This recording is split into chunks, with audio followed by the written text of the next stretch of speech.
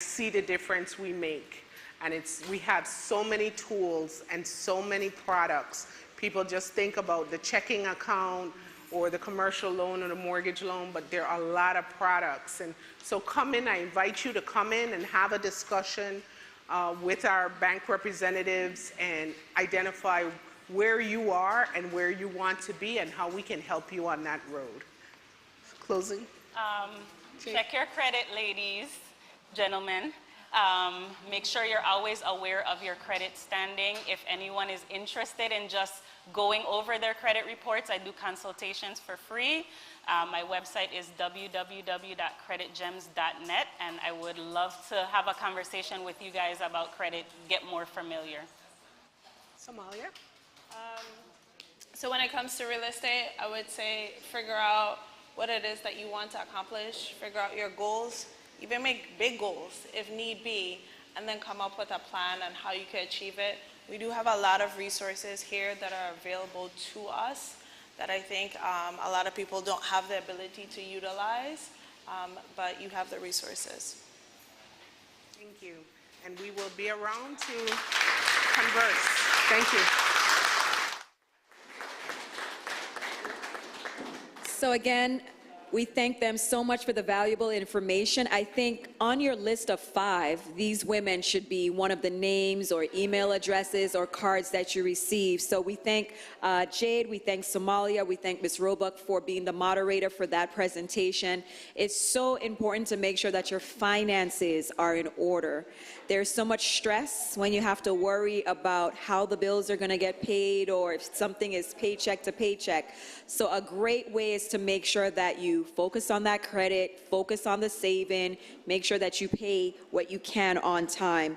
We are now down to our final panel presentation, but not the end of the day. So I want to go back over the workshops that we have. So we have workshops for the mind, body, and soul this afternoon. So we have Divine Feminine, You Are the Doctor, and that's by Monette Brand-Nata. We also have body-focused workshops, and we have Get Fit with Gigi. We have The Secret of Sensuality. We have Get Fit with Gigi, and The Secret of Sensuality is with Kia White. We have In Your Skin, a guide to maintaining a healthy skincare regimen, and that's with Sabrina Spencer. And then we have Pelvic Health, understanding the role of the pelvic floor in sexual health and everyday wellness. That sounds interesting. And that's by Miss Williams. Where's Miss Williams? Miss Williams. I believe they said Vinay. I'm going to get the correct pronunciation. Vinay Williams. And then we also have a workshop, Art as Expression. You're going to explore painting as a form of therapy, and that's by Elena Brown. So after the final panel presentation, you can feel free to enjoy the workshops that we have available for you. Gigi will be on the lower level, so you head out the door on your right, down the steps after the vendors, and then In Your Skin and Divine Feminine will be down on the pool level, and you can head out the door on your left down the steps. And The Secret of Sensuality will be in the back room, so you can also head out the door on your right, and the instructor will lead you to that room. And then the last breakout session, Pelvic Health, that will be in the speaker's lounge to the left with the chairs. All right, so please support all of the ladies that are here to do workshops. Don't just bust off after the last panel presentation. Okay, ladies, enjoy the workshops. They came to give of themselves and their time to you this afternoon. So please, mind, body, and soul, we definitely need all 3. The final panel presentation is going to be Find Your Magic. It's called Find Your Magic, Flourish, a journey to discovery with a Virgin Islands native. We just love when we have people from the VI here who are just doing big and great things. So we had Tamara Walcott on St. Thomas. Tamara made me cry, but she's the world's strongest woman. And I don't think people, really can process that. The world, we're not just talking Caribbean, VI, mainland, the world's strongest woman, and she's a Crucian from Montbijou, all right? So She did an excellent presentation, and the beauty of last week and even this week is that you have your panelists, the moderators, everyone fully just giving you their all of their information, their narrative, their story, their experiences, sharing that information with you. So this journey to discovery, we're going to have a Google, everybody know Google, right? Google, we have a VI native who's a Google executive and the founder of the Career Ferry. This is going to be interesting. Haven't heard of the Career Ferry, but I'm ready to learn more about it. So we have Eartha Peterson. And then if you didn't know, there is a staple to the She Women's Empowerment Summit, Marquita. Marquita has just been outstanding in terms of coordinating all of the efforts, making the phone calls. You know, it's a team effort between the Department of Health and the Department of Human Services. So many persons working behind the scene to make it possible. So Marquita is going to be on that panel with Eartha Peterson. And I do believe that they are ready. Ladies, come on out. I am just waiting for you to make your way to the stage. So it is entitled, Find Your Magic and Flourish. So Marquita, take it away. Oh my God. I normally don't like being in this role. I like being behind the scenes.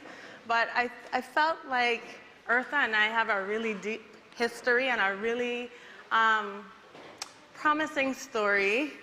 So Eartha and I go way back to middle school. She didn't like me then. We were... Untrue. She said she thought I was her competition, and I was like, I just want to be a friend, but okay. Untrue. Varying sides of the story. Go ahead. So high school, she was class president, I was vice president. Sigler Central High School. We should put her. Okay. And she like sabotaged my yearbook experience. She took out Also all my untrue. tributes, everything. And then, you know, her mom once told me, the day you and Eartha become friends, y'all gonna be a powerhouse. And I was like, okay. And unfortunately, Eartha's mom transitioned, and I showed up to her house, and she like fell into my arms, and we were friends ever since. And we've traveled like internationally to concerts to see Beyonce. We've, she's like what we talked about earlier about girlfriendism and being a part of that tribe. Eartha and I have like, you know, professionally we are growing the same. She might be growing a little faster than me because, you know, she's at Google. But, you know, we rely on each other to get the most out of our employer. I call Eartha like, hey, they make me an offer for this. She'd be like, ask for more, girl, ask for more. Always ask for more. Oh no, they can't give you more? Okay, ask for more days off. She like really kind of like coaches me, and I feel like I do the same for her on the creative front. For sure. We have kids that are kind of like the same age now. And Eartha has just really been a friend, a mentor, a confidant, and I'm really grateful to have you here.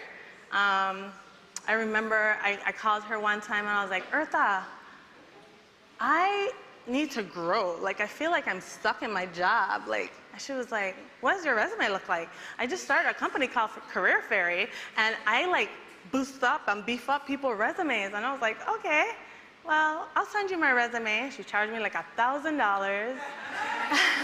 But 3 months later, you know, she made a huge difference to my resume. I landed my dream job at Netflix in 3 months. And she's just been a sister and a friend, and she has so much knowledge. I can call her with an off-the-cuff idea, and she'll reel me back in with 1 trillion questions to help me make it make sense. And she's just somebody I really, really value and admire, and I'm happy to be here with you, even though this is very uncomfortable for me.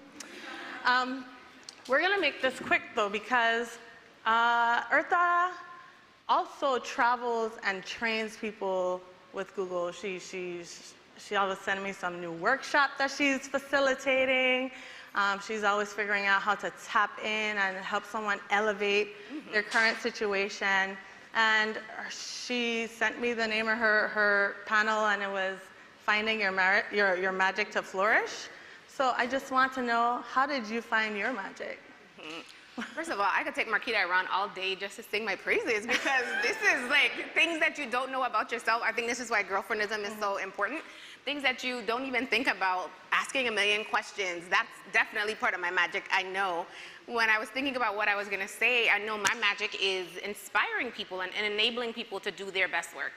When I work with my clients, even when I work with my teams at work, I can shine a bright light on areas that they may not be thinking of. I shine a bright light on helping them see something in a different way.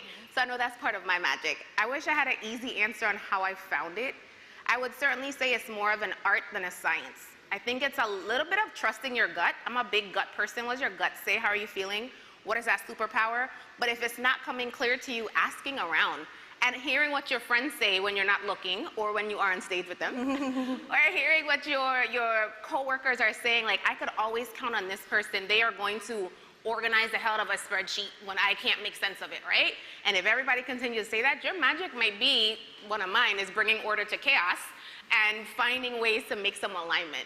So I would also say, you know, looking internally, trusting your gut, asking other people, and then really finding what sparks your energy. And I think that is really what kind of gives you that magic. One of my other magics, I'd say, is connecting people. As people were on the stage earlier, you should see my notes. I'm like, oh, this person? Oh, Summer, I got to connect you with this person. I got to do this. So it's always about finding ways to connect other people, and I'd say that's one of my things as well. For sure. I think we connect there. That might be my magic. That is absolutely your magic. Because I really don't know what my magic is. But I appreciate your magic. And I see it in how you treat your family. I see it in how you treat your friends. I see it in how you talk about your employees to me, or your team, rather. I remember you came to California a couple years ago, and you were talking about this workshop you were doing in Brazil. And I was like, okay, tell me more. Yeah. And you talked for like 45 minutes about how you were going to help these people in Brazil take whatever it is that they were trying to do and make it big, so that it's sustainable and it lasts a long time. And I'm so surprised you remember this. This is amazing. Top line. I don't remember what it was you were doing, but I do remember your passion behind it, right? And I think that is a part of your magic. How do people tap in to figure out what their magic is? Yeah, I think it's kind of the stuff I talked about just a second ago, but finding what sparks that energy. Like, I hate when people say, what would you do for free? And I'm glad the financial panelist was here before, because they would say, never do anything for free. But what would you do for free if you could, that you would just want to do and give if money was not an option? And something like that is important to me, right? Like you said, I question what your ideas so that it gets even clearer. That's exactly what I did in that 2 weeks I was in Brazil. But I know that brings me energy. If someone's like, can I whiteboard with you? I want to share an idea. I'm like, let's go. How much time we got? Okay, let's do this. And I'll lose track of time doing that. One of the panelists earlier talked about your state of flow and how do you get into that like deep flow. Think about what puts you into that space, and I think that's where your magic is. So, like, why did you feel like this was necessary to talk about with this group of women? Because it's like, we don't talk about magic. Yeah. Like, we don't talk about our essence as magic in the Caribbean. That's not like a thing. So, like, what made you feel like it would inspire or kind of like help these women tap into that layer of themselves? That's a fantastic question. I think essence is a good word, because I think that's really what it is. And we talked a lot earlier about, you know, superpowers and how we all do so much. We're mothers, we're sisters, we're aunts, we're giving so much to our community, we're never really stepping back. And I thought, if you find what's important for you and can help you flourish, just taking 5 minutes to like do something for yourself, how much that can impact our communities. And it shouldn't have to, right? Like, we shouldn't have to be the ones always thinking about, what do I do that's going to then help the rest of the world? But let's be honest, we are magical, and that's kind of the way of the world. So I thought it was important for this group to hear that it is in you. It might just take some time to figure out what it is, and you probably already know what it is. And if you could just find this way to pivot that and even share it more, not only are you sharing that joy, but you're finding joy for yourself. And I think that sometimes what has helped me like tap into myself is like, and we don't often get to do this here, is like silence. Like knowing when to like turn off and really like figure out what's going on in my head, what am I feeling. I really channel those things so that there's something productive that comes out of it. Yeah. For me, it's writing. I could create a whole story and be like, Erta, so I go write this show about such and such and such. She's like, okay, and who are the main characters? Okay, and how much money do they make? And what's their demeanor? And then I'd be like, well, I guess I don't have a show. But, you know, you have to have like friends like that who, you know, even though you might not be cognizant of your own magic, they help you kind of like reveal and discover your magic. Absolutely. So you have this company called Career Fairy. I do. You have 2 kids, a husband, and a really budding career. How did you find time, and why did you like commit to this side hustle? Ooh, that's a really good question. Because I found my magic. And interestingly, the Career Fairy is a coaching firm that I help millennials. So folks in market at nice age, 1981-ish, like late 2000s. When I started the company, we were the youngest generation in the workforce. And I found that I was kind of doing this work for free because I was working at AT&T at the time. I had some graduates of this program who I helped them find their next roles in their career. That was the point of the job at the time. But then they would call me back and say, hey, I'm having trouble with my manager, what should I do? Hey, I'm negotiating for a new job, what should I do? And I started doing this coaching, but I didn't know it was coaching at the time.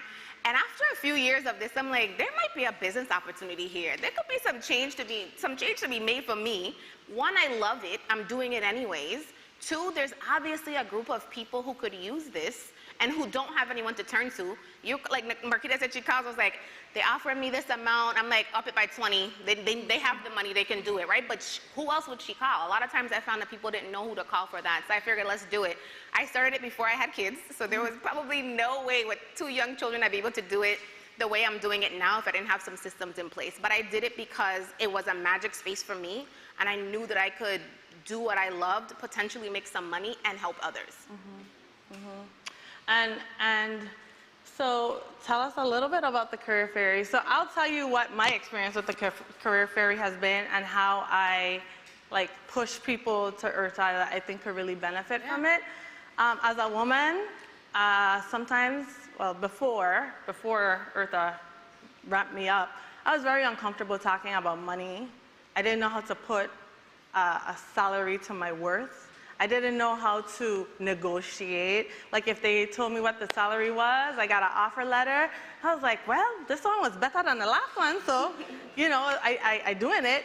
But there's if you look at the discrepancy between what men are offered and what women are offered, it's disgusting. And if you layer race onto it, it's even more despicable. It's disgusting. Yeah. And so for me, my resumes did not reflect the person that was asking for a certain salary because it wasn't quantifiable. There was nothing that was being measured. It was literally just vomit of everything that I have done.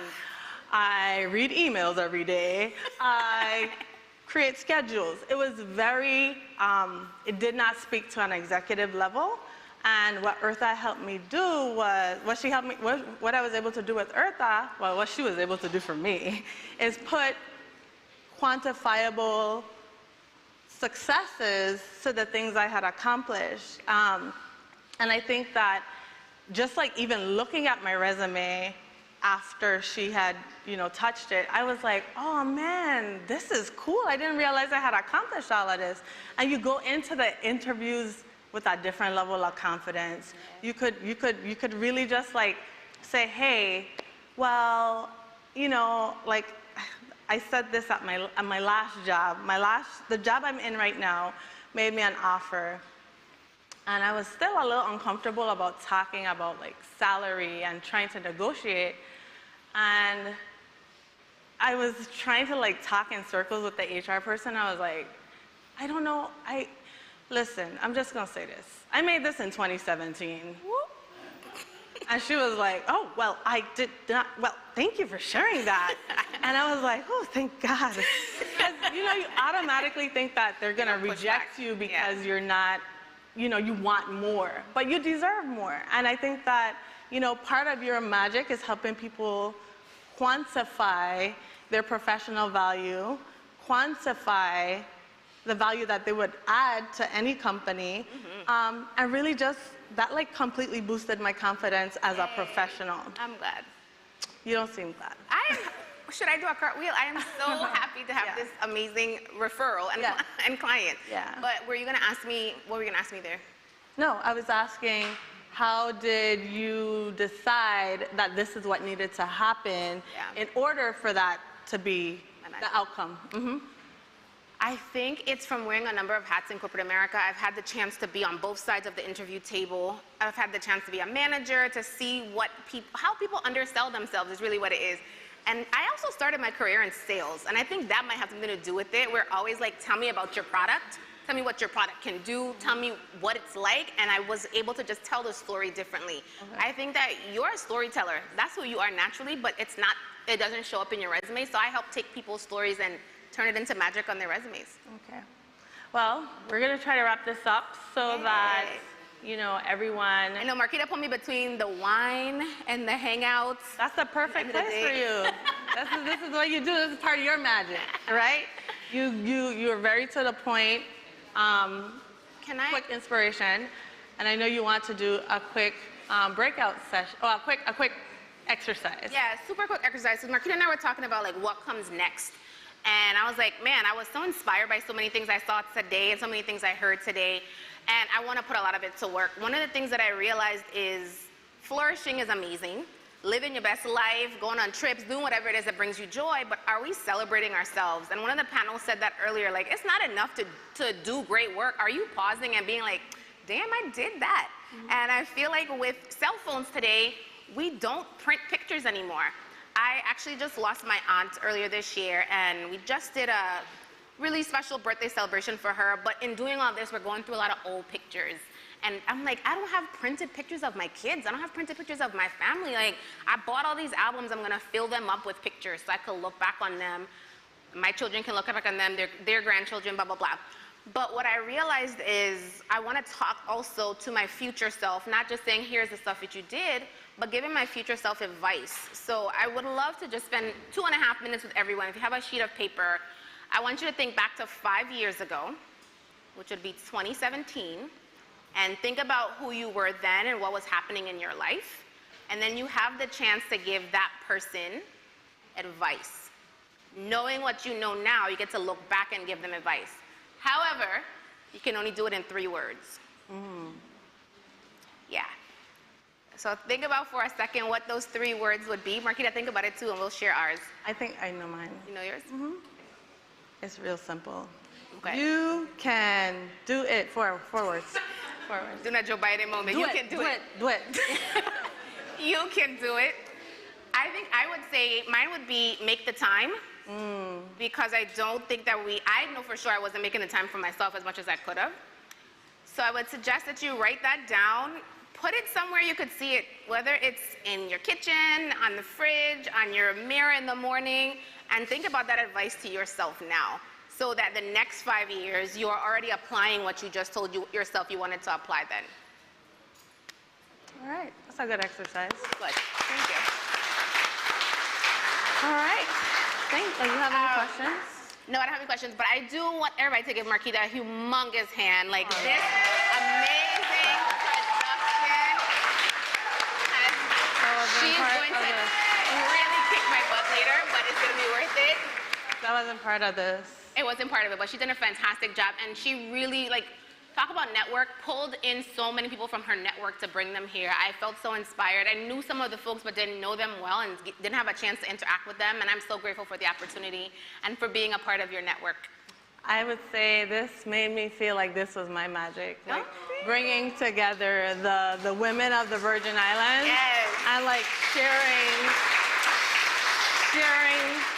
reminding us that like we have each other.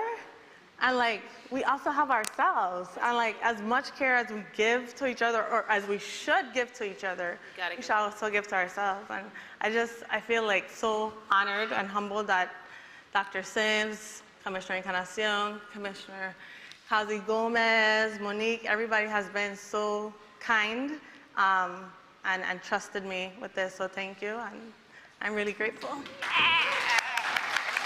girl. Thank you, guys. Was that a tear you were going to shed, Marquita? Was that a tear?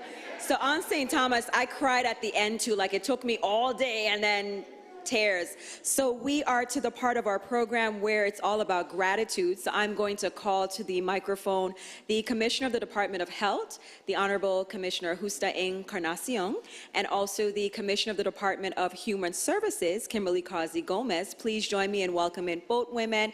And I think she's going to maybe bring someone else on stage, but I'll let the Commissioner take over at this point. Could the team come up, please? Also, Marquita, could you come back on the stage? I have to tell you that, Sonia, I think it's important for, for everyone to be recognized. It wasn't an easy feat getting here. We started about maybe close to a year ago, trying to put this on, and thanks to determination, we're not only resilient, but we're very determined. And thanks for the determination. Thank you for staying as long as you did, because a lot of people did have to leave. But it's still good to see so many of you here with us. So this, we started talking about we did it with us, for us, and I think we proved that. And like Marquita said, she brought people together. I have to tell you that it was wonderful for me to meet Miss Alice's granddaughter. As she was just Miss Peterson. So that's one. I got to meet once again Miss Carrington's granddaughter. Diane Caper's daughter was on the stage. Maurice's daughter was on the stage as well. We could go on and on. Luce's daughter was on the stage with us last week and again this week. I mean, really, family, friends, we could go on. Every entity, we all came together. Thank you so much. We came together and we made a difference today. But remember, it's not just today for today. So the staff this is only a few, but the staff that's behind of us, Renee, come in the front. The staff that's in behind of us is really who put this together. So Dr. Sims, Commissioner Kazi Gomez, and the team, thank you, thank you, thank you. Shana, you are a big watch. Shana, please focus. Shana, she really and truly, she has her hands basically, she's like an octopus. She does everything, but she does it well. And really and truly, thank you. And also, thank you for pulling some of your friends to help with today as well. We have key members. Renice is always here. Her smile just helps out, let's put it this way. The heart that I could just go on and on and on. The heart that our CFO, Tatia, brings to the table is just wonderful. And we've gained, really and truly, an abundance of staff. Aisha just started to work with us. Luce, we stole, and we keep in. We could just go on. We're not going on and on, because it's Friday. It's Friday. No, but I wanted to turn over to you and said, no, you could say thank you to your staff. Well, I want to thank you first for coming. I really appreciate it. The three words that I'm coming, you said you had the three words: strength, health, and equity, right? So those are the three words that we're coming with that, and that's what we're leaving with. It's sincerely my pleasure to continue to work with amazing people within the Department of Human Services, but also our collateral partners, because we cannot do it alone, and that's why we're still here, especially with those ones here. So thank you, especially to DHS staff. Amanda, you can just wave. Amanda's the newest team member, chief of staff. She forgot to tell everybody that she is married to a Crucian. She's like, I might have just relocated, but we brought her back. I was like, don't you want to come back and work for DHS? She's like, sure. And I was like, now I ask her the same question. I'm not sure she'll say yes again, right? So a sincere appreciation to all of you for being here and hanging out. And Attorney Barry, you're going to say hello too, because DHS, okay, good. Our senior leadership team. So today was a good day. And I didn't cry today, but I was gonna cry. I actually cried a little bit in the back after the financial thing. I cried a little bit, but I was like, oh my God, I'm gonna save that for the back. But I want you to go in God's strength. I think we have a few more things left, yes? Yeah, workshops, and then there's snacks. I heard there was snacks. Okay, so I think there's snacks and maybe a little dessert, just in case you're hungry. Snacks are available right Yeah. now. Huh? And another surprise. So I'm glad y'all stuck around because now you get to see the surprise. No. Ready? We're not going to say that, yeah. Okay, so, ready? I'm ready. Queens. God bless each and every one of you, and thank you. Yeah.